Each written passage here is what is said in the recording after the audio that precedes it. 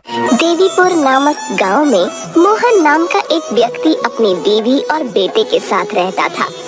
मोहन की किराने की दुकान गांव की सबसे बड़ी दुकान थी। वह दुकान काफी अच्छी चलती थी क्योंकि मोहन की दुकान पर हर चीज अच्छी क्वालिटी की मिलती थी। मोहन की दुकान से काफी अच्छी कमाई होती थी। उसका घर भी गांव का सबसे अच्छा और बड़ा घर था और घर में किसी चीज की कोई कमी नहीं थी। परंतु मोहन कभी भी अपनी दुकान से किसी को उधार पर या मुफ्त में कोई चीज नहीं देता था। चाहे कोई कितना भी मजबूर हो या कोई गरीब बिना पैसे के उसकी दुकान से कुछ मांग ले, पर मोहन बिना पैसे लिए कोई चीज नहीं देता था। एक दिन मोहन की दुकान पर उसका पड़ोसी दीनानाथ आया और उससे कुछ सामान उधार मांगने लगा। अरे भैया, मुझे घर के लिए कुछ राशन चाहिए था। घर में सामान खत्म हो गया है भैया, परंतु मेरे पास पैसे नहीं हैं। 2-4 दिनों में जैसे ही मुझे तनख्वाह मिलेगी मैं तुम्हारे पैसे चुकता कर दूंगा भैया। देखो भाई, मेरी दुकान पर सब चीजें बहुत अच्छी क्वालिटी की मिलती हैं, परंतु मैंने एक उसूल बना रखा है कि मैं उधार नहीं देता, समझे? अरे भाई, मैं तो तुम्हारा पड़ोसी हूँ, क्या तुम मुझे भी उधार नहीं दोगे? तुम जानते हो कि मैं 2-4 दिन में तुम्हारे पैसे लौटा दूंगा भाई। दीनानाथ के बहुत कहने पर भी मोहन उसे उधार नहीं देता। देखो भाई, उधार के लिए मुझे माफ करो। जब तुम्हारे पास पैसे आ जाएं, तब आकर सामान ले जाना, ठीक है? गांव के लोग उसकी इस आदत से बहुत परेशान थे। ये जानकर भी लोगों को उधार नहीं देता। एक दिन गांव के एक बुजुर्ग मोहन को समझाते हैं। देखो बेटा मोहन, तुम्हें भगवान ने बहुत कुछ दिया है, तुम्हें थोड़ा दान पुण्य करना चाहिए बेटा। यदि तुम बड़े बड़े दान नहीं कर सकते तो कम से कम अपनी दुकान पर आने वाले ग्राहकों को उधार पर सामान देकर ही मदद कर दो। वे लोग तुम्हें दुआएं देंगे बेटा। मोहन सबकी बातें सुनता, परंतु वह अपने उसूल को नहीं तोड़ता। सारा गांव उसकी इस आदत को जानता था। वहीं दूसरी ओर गांव के दूसरे छोर पर एक धर्मशाला थी। धर्मशाला में दिन में कई भूखे लोग आते और उन्हें वहां भरपेट खाना मिलता। उस धर्मशाला में गरीबों के लिए मुफ्त खाना दिया जाता और बहुत से गरीब लोग रोजाना वहां से खाना खाते। उस धर्मशाला में 4 लोग खाना बनाने के लिए रखे गए थे और जनक उस धर्मशाला का संचालक था। चाहे कोई गांव का हो या गांव से बाहर का अजनबी, यदि कोई भी भूखा वहां आता तो उसे खाने को दिया जाता। लोग खाना खाकर बहुत सी दुआएं देकर जाते। गांव के सभी लोग उस धर्मशाला चलाने वाले को बहुत सी दुआएं देते थे। अरे भैया, भला हो इस धर्मशाला चलाने वाले का, जो न जाने कितने ही भूखे लोगों का पेट रोज भरता है। कितने भूखे लोग खाना खाने के बाद उसे दुआएं देते हैं। भाई भगवान उसका भला करे। जनक उस धर्मशाला की देखरेख करता था। मोहन का बेटा अनिल गांव के स्कूल में 10वीं कक्षा में पढ़ता था। मोहन ने घर में कोई कमी नहीं रखी हुई थी, परंतु उसकी बीवी राधा और उसका बेटा अनिल उससे इस बात से नाराज रहते थे कि वह इतना पैसा होते हुए भी किसी प्रकार का दान नहीं करता। एक दिन अनिल अपनी माँ से कहता है, माँ, भगवान ने पिताजी को कितना पैसा दिया है, उन्हें चाहिए कि थोड़ा बहुत दान किया करें। गांव में लोग उनके बारे में बहुत उल्टी सीधी बातें करते हैं। हाँ बेटा, मैं भी उन्हें कई बार समझा चुकी हूँ, परंतु मेरी बात वह बिल्कुल नहीं सुनते। अब देखो, गांव के छोर पर जो धर्मशाला है वहाँ कितना दान पुण्य जाता है और कितने भूखे लोग रोजाना वहाँ खाना खाते हैं। उतना दान ना सही, परंतु थोड़ा बहुत दान तो तुम्हारे पिताजी को भी करना चाहिए। इससे लोगों की दुआएं मिलती हैं और कितना नाम होता है। तभी मोहन वहाँ आ जाता है और उनकी बातें सुन लेता है। देखो, मुझे शिक्षा देने की कोई जरूरत नहीं है। मुझे जो करना है वो मुझे पता है। क्या तुम लोगों को मैंने कभी कोई कमी होने दी? और दान पुण्य का दिखावा करना मुझे अच्छा नहीं लगता। उसकी ऐसी बातें सुनकर अनिल और राधा चुप हो जाते हैं और समझ जाते हैं कि वह अपने पिताजी को नहीं समझा पाएंगे। इसी तरह दिन बीत रहे थे। गांव की धर्मशाला खूब बढ़िया चल रही थी और बहुत से भूखे लोग वहां खाना खा रहे थे। और इस तरफ मोहन के व्यवहार में कोई फर्क नहीं आ रहा था। उसे कोई फर्क नहीं पड़ता था कि गांव के लोग उसे क्या कहते हैं।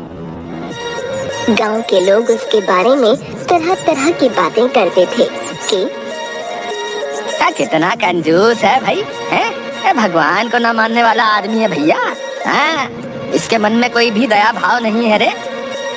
अरे ये कभी भी बिना पैसे के किसी को कुछ नहीं देता। बताओ, भगवान न करे इस पर यदि कोई संकट आ गया तो ये किसी की दुआओं में भी नहीं आएगा। हाँ।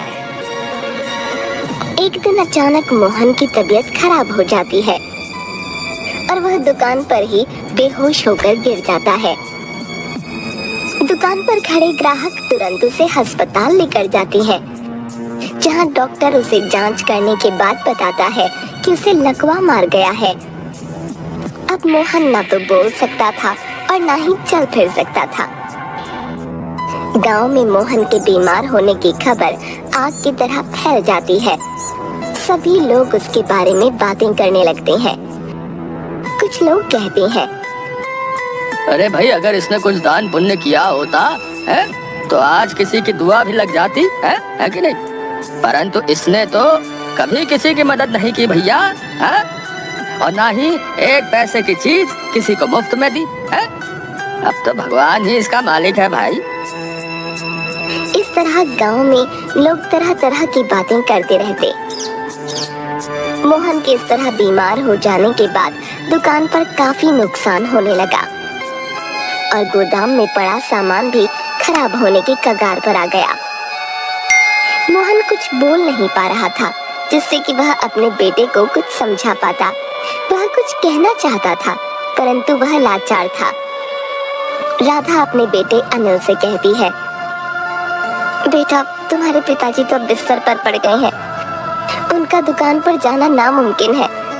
अब तुम्हें ही दुकान संभालनी होगी, वरना हमें बहुत घाटा हो जाएगा। हाँ माँ, मैं भी यही सोच रहा था। अब दुकान पर मुझे ही जाना पड़ेगा, वरना इस तरह तो सारा सामान खराब हो जाएगा। और फिर घर खर्च और पिताजी के इलाज के लिए भी तो पैसा चाहिए ना। मैं कल ही दुकान पर जाकर सब कुछ देखता हूँ। मोहन के बीमार होने के कुछ दिनों बाद गांव की धर्मशाला भी बंद हो जाती है। जनक वहां ताला लगाकर कहीं चला जाता है। सभी लोग बहुत हैरान होते हैं। इतने सालों से यह धर्मशाला एक दिन भी बंद नहीं हुई, परंतु अचानक ऐसा क्या हो गया जो इस धर्मशाला पर ताला लग गया? गांव वाले सोच सोच कर बहुत परेशान थे, परंतु वह पूछते भी तो किससे पूछते। अब धर्मशाला पर कोई भी व्यक्ति नहीं था। उधर अनिल अपने पिताजी की दुकान पर काम करने लगा और उसने दोबारा से दुकान संभाल ली। अनिल पढ़ा लिखा था, इसलिए सभी बही खाते और सब हिसाब आसानी से समझ गया था। उनकी दुकान पर एक पुराना वफादार नौकर था जो उसके पिताजी के पास काफी सालों से काम कर रहा था। अनिल पुराना बही खाता देख रहा था। तभी उसकी नजर एक पन्ने पर पड़ी जिस पर जनक का नाम लिखा हुआ था और नीचे हिसाब में कुछ रुपयों का जोड़ तोड़ था। वह बहुत हैरानी से देखने लगा। आखिर धर्मशाला वाले जनक का पिताजी से क्या लेना देना? काफी सोचने के बाद भी उसे कुछ समझ नहीं आया।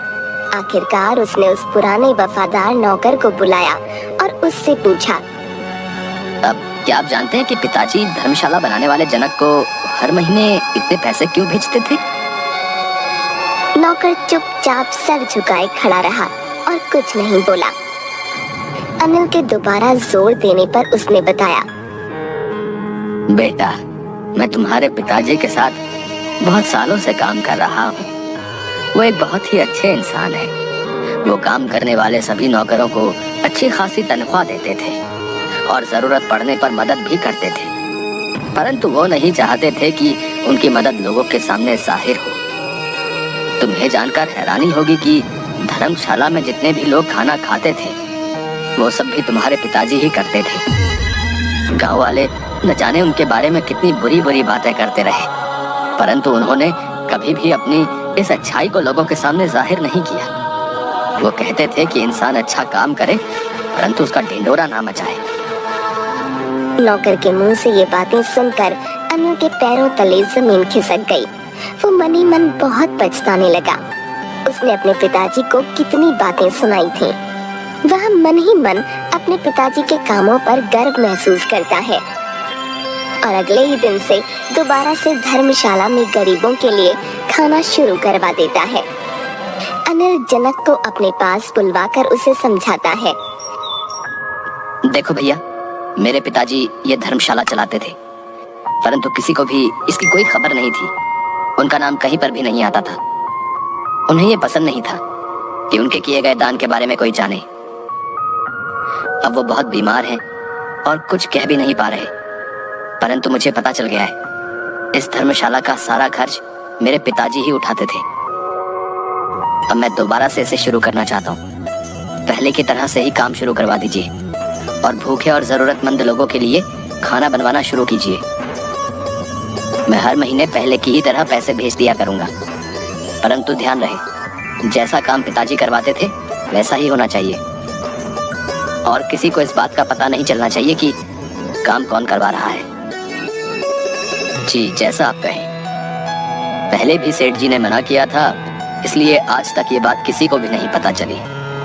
आगे भी मैं किसी से नहीं कहूंगा। सेठ जी जैसे लोग दुनिया में बहुत कम होते हैं। भगवान उन्हें स्वस्थ करे।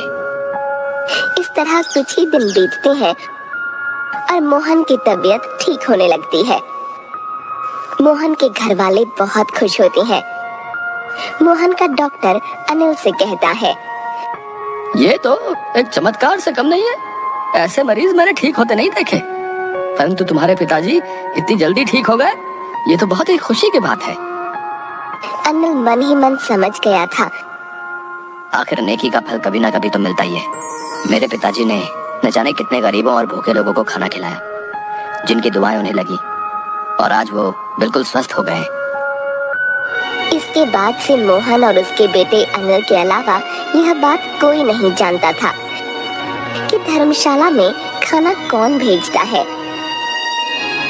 धर्मशाला पहले की ही तरह रोजाना भूखे लोगों का पेट भरना शुरू कर देती है। मोहन पहले ही की तरह धर्मशाला चलाता रहता है, परंतु गांव में अभी भी किसी को नहीं पता था कि वहाँ का खर्चा आखिर कौन उठाता है। इंसान को किसी न किसी रूप में दान पुण्य तो करना ही चाहिए।